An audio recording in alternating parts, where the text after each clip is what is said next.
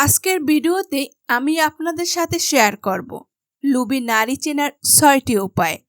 এই সম্পূর্ণ ভিডিওটি মনোযোগ সহকারে দেখতে থাকুন। পৃথিবীতে অনেক ধরনেরই নারী আছে, তবে এক একজন এক এক রকমের হয়ে থাকে। কারো সাথে কারো মিল খুঁজে পাওয়া যায় না। আর এদের মাঝে আছে ভীষণ রকম লোভী মানুষ। লোভের জন্য তারা যে কোনো কিছু করতেও দ্বিধা করে না।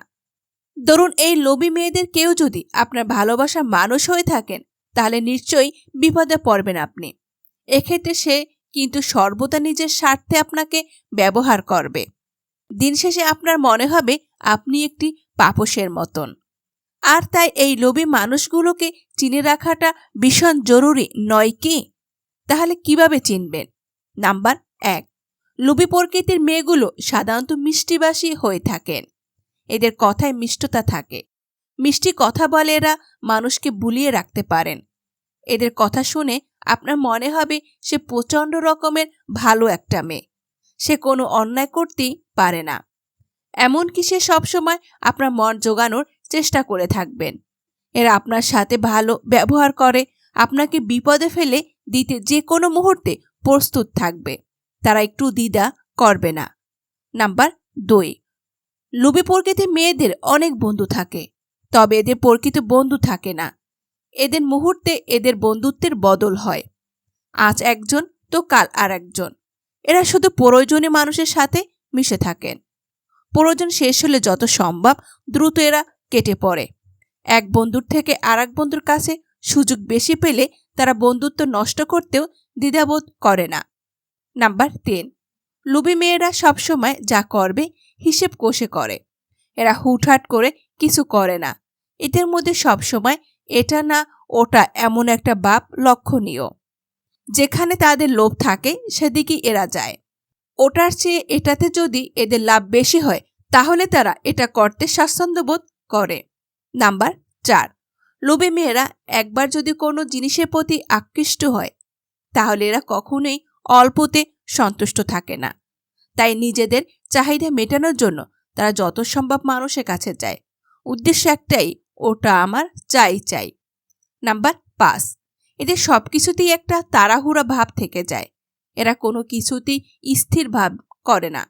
তবে এরা কখনোই একটা কাজ করে থেমে থাকে না।